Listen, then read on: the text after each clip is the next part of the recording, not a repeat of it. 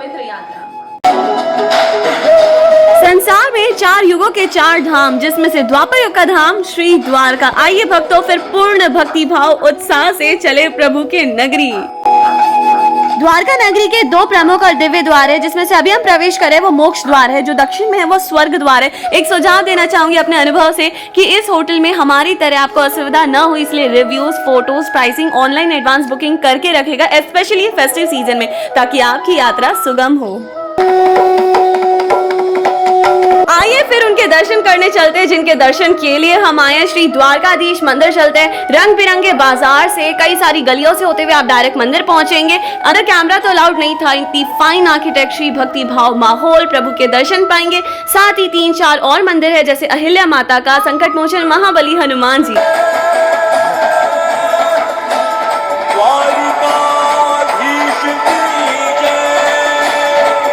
श्री द्वारका धाम को मोक्षपुरी, द्वारकामती, द्वारकावती भी कहा जाता है, जिसे भगवान श्री कृष्ण के बाद उनके पोते वज्रनभा ने बसाया। भगवान श्री द्वारकाधीश को प्रतिदिन 11 बार भोग लगता है, 4 बार आरती की जाती है, 5 बार उनका ध्वज बदला जाता है, जो ध्वज ये दर्शाता है कि जब तक सूर्य और चंद्रमा इस दुनिया में रहेंगे तब तक भगवान श्री कृष्ण का धाम रहेगा। मंगला आरती के बाद श्रृंगार आरती होती है, फिर संध्या आरती होती है, उसके बाद 7:30 के बाद शयन आरती होती है।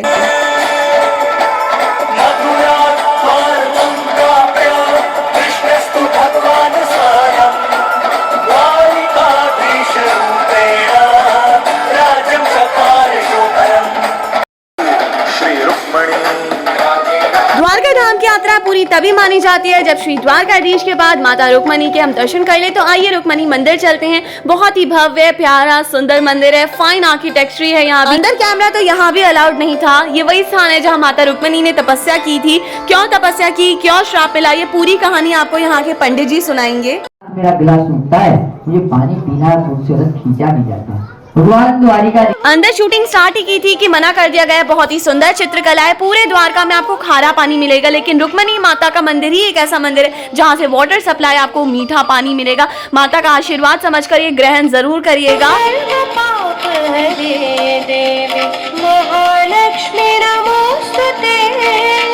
अपने पूर्वज और पितरों की शांति के लिए यहाँ पानी का भी दान किया जाता है, जो बहुत ही शुभ माना जाता है। सत्य में बहुत प्यारा मंदिर है। सिस्टमैटिक वे से आराम से सब दर्शन करे थे भरपूर।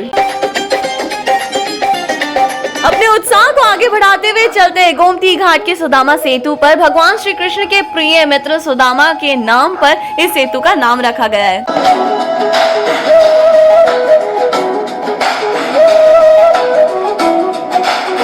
द्वीप और जगत मंदिर यानी कि द्वारकाधीश मंदिर को जोड़ने वाला सेतु है ये सुदामा सेतु। माना जाता है भगवान श्री कृष्ण और सुदामा की भेंट यहीं हुई थी।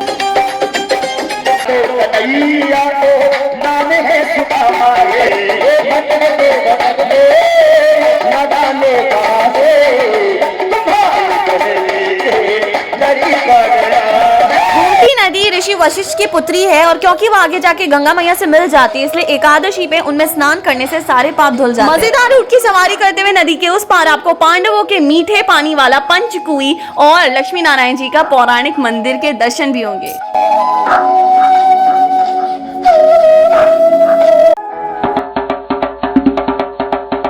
पहुंच गए हम द्वारकाधीश बाजार, जो कि जगत मंदिर के बिल्कुल बाजू में है। इस रंग बिरंगे बाजार में जाना तो बिल्कुल बनता है, क्योंकि भक्ति हो, पूजा हो, द्वारकाधीश की सुंदर कलाएं ही क्यों ना हो, इस बाजार में आपको देखने को जरूर मिलेगी। और एक बात तो कहनी पड़ेगी, द्वारका वासियों के हृदय में द्वारकाधीश बसते हैं, और जहाँ द्वारकाधीश वहाँ श्री राधे। भक्तजनों के मन में गूंजे श्री राधा राधा,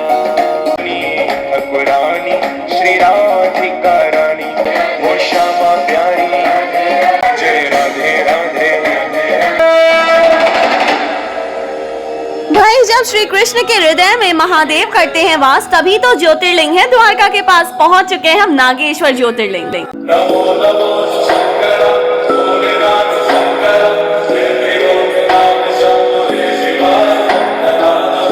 संहिता में लिखा है भगवान शिव के इस नागेश्वर रूप को दारू का वन नागेश्वरम भी कहा गया है और भगवान के इस रूप के दर्शन के पश्चात सर्पों के जहर से रक्षा होती है। नंदी जी के बाद आप माता रानी के दर्शन भी अवश्य करिएगा। पौराणिक कथा के अनुसार भगवान शिव की भक्त सुप्रिया को दारुका नामक वन में कैद कर लिया गया था, किंतु उन्होंने ओम नमः शिवाय का जाप नहीं छोड़ा। तभी भगवान उनकी रक्षा हेतु इसी स्थान पर प्रकट हुए। तभी से नागेश्वर ज्योतिर्लिंग स्थापित हो गया। मैं शिव का हूँ, शिव मेरे मैं और क्या मांगू शंकर से।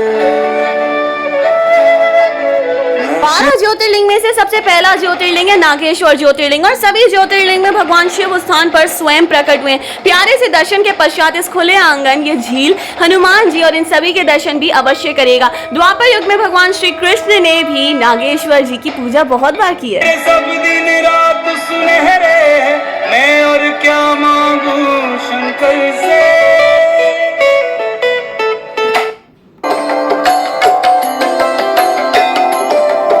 आइए भक्तों, चले भेंट द्वारका। भेंट अर्थात तोहफा देना, जो कि सुदामा जी ने भगवान श्री कृष्ण को इसी स्थान पे दिया था।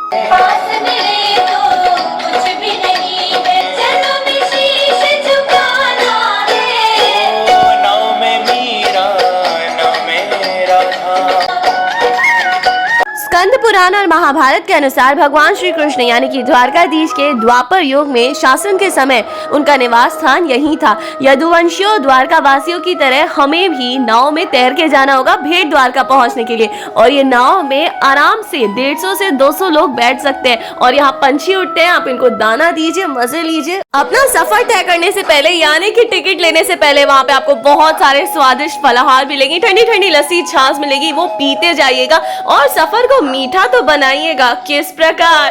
राधे मैया का नाम लेते ही भगवान श्री कृष्ण प्रसन्न हो जाते हैं, तो आइए प्रसन्न करें उन्हें। हरि बोल ठकुरानी श्री राधिका रानी। जय राधे राधे जय राधे राधे।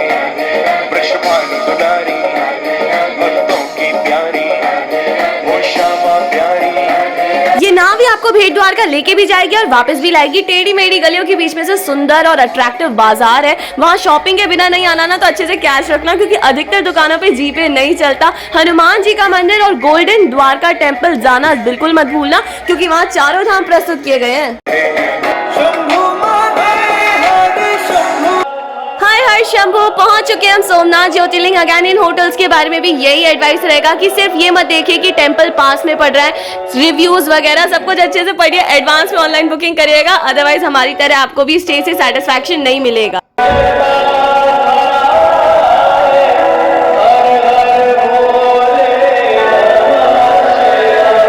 12 ज्योतिर्लिंग में से दूसरा ज्योतिर्लिंग आता है सोमनाथ ज्योतिर्लिंग, और अपने नाम के अनुसार मन को सोम यानी कि शीतल कर देता है। दर्शन मात्र से मन तृप्त हो जाता है। और ये जो साइड में आप देख रहे हैं वॉल्स है, कहाँ क्या हुआ था, दिग्विजय द्वार, इन सब की इंपॉर्टेंस बताई गई है। ये नाइट का व्यू है, रात को तो जैसे पूरा का पूरा मंदिर स्वर्ण जैसा चमकता है।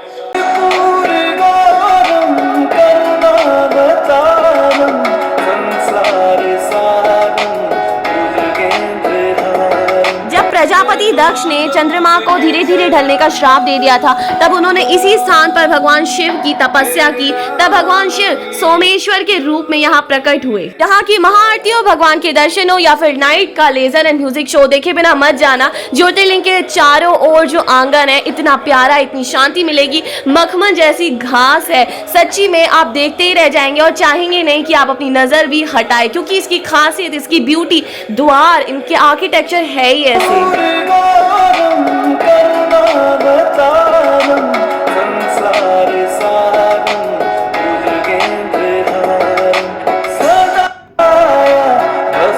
हर दिन हर समय भीड़ रहती है। अगर अच्छे से दर्शन करने हमारी तरह क्लोजिंग टाइम यानी कि 10 बजे के करीब जाइएगा, जो शांति आपको मिलेगी ना, आपको शायद ही कहीं मिलेगी। सब दिन रात सुनहरे मैं और क्या मांगू शंकर से। मैं शिव का हूँ, शिव मेरे और क्या मांगू शंकर से। भाई जहाँ महादेव वहाँ उनके आराध्य देखिए श्री कृष्ण के साथ साथ गौ माता के भी दर्शन हो गए और सोमनाथ ज्योतिर्लिंग में सोम यानी कि चंद्रमा के भी दर्शन हो गए। Thank you so much mamma papa for this wonderful wonderful wonderful धाम यात्रा। सत्य में मन एकदम शुद्ध हो गया, शांति सी प्रतीत हो रही है। Thank you so much again and again. शत शत नमन है। राधे कृष्ण। हर हर महादेव, हर हर शंभू।